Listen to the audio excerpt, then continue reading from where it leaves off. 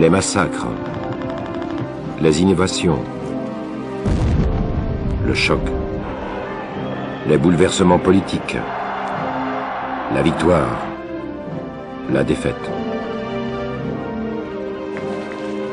Les champs étaient verts, la boue brune, les incendies rouges éclatants.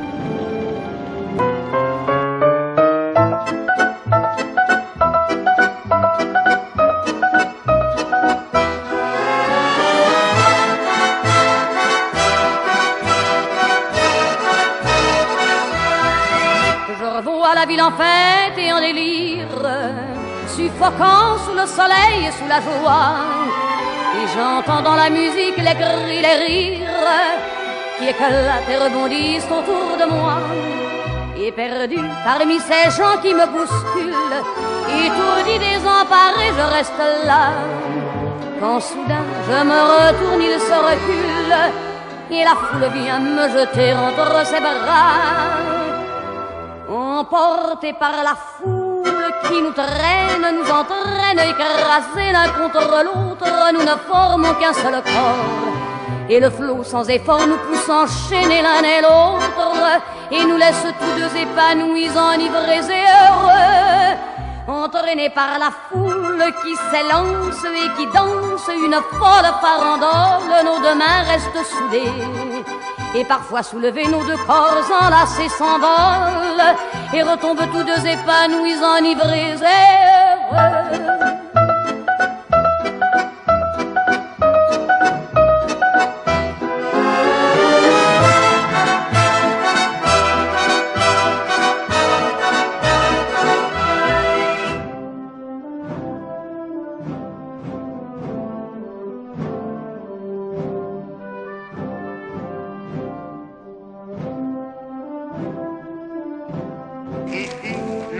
Notre deuxième bulletin d'information est terminé.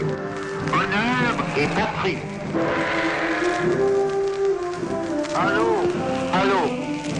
Maquis de la Haute-Savoie. Maquis de la Haute-Savoie. Écoutez bien. Écoutez bien. Les consignes fraternelles que nous vous adressons en plein accord avec les autorités nationales. Primo. La mobilité dans les maquis est un élément essentiel de la lutte. L'augmentation des effectifs armés est certes plus que jamais souhaitable, mais elle ne doit en aucun cas diminuer votre mobilité. Mobilité qui, en cas de nécessité, doit vous permettre de changer complètement de région. Deuxièmement,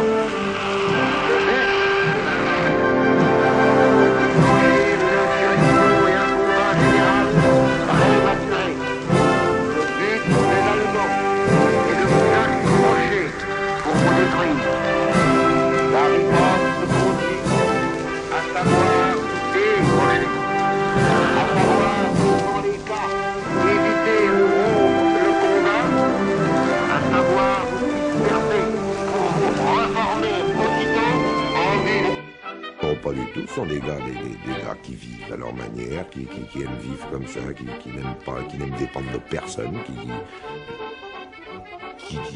qui sont comme ils sont, quoi.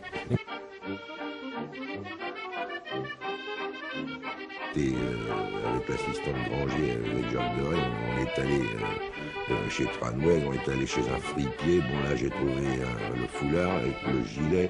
Ailleurs, chez le fripier, j'ai trouvé le par-dessus, le chapeau, puis voilà, ça a pris.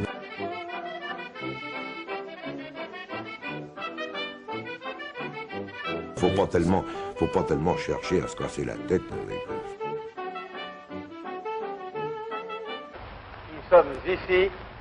Qui sommes ici chez nous, dans Paris, levés, debout, pour se libérer, et qui a su le faire de ses mains. Non, nous ne dissimulerons pas cette émotion frappante et sacrée.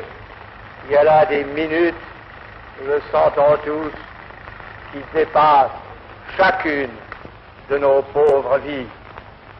Paris, Paris outragé, Paris brisé, Paris martyrisé, Mais Paris, libéré, libéré par lui-même, libéré par son peuple, avec le concours des armées de la France, avec l'appui et le concours de la France tout entière, c'est-à-dire de la France qui se bat, c'est-à-dire de la seule France, de la vraie France, de la France éternelle. Douce France, cher pays de mon enfance, bercé de tendre insouciance, je t'ai gardé dans mon cœur. Mon village, au clocher, aux maisons sages, où les enfants de mon âge ont partagé mon bonheur.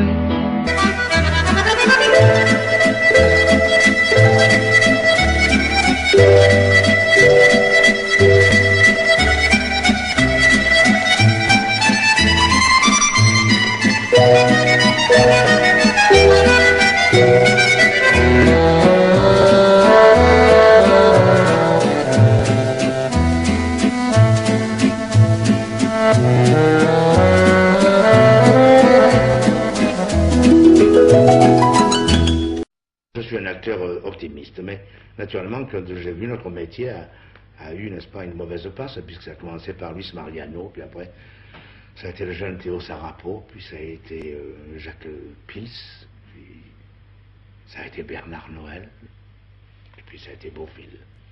Naturellement que tout ça, on peut être mélancolique après ça, dans notre métier. Vous savez que notre métier est une grande famille, et lorsque l'on perd un camarade, même que l'on ne connaît pas, il semble qu'on l'a connu comme un ami d'école, vous comprenez?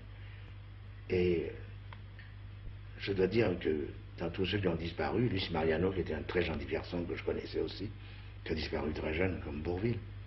Mais Bourvil m'a touché comme si vraiment j'avais perdu quelqu'un, un être cher.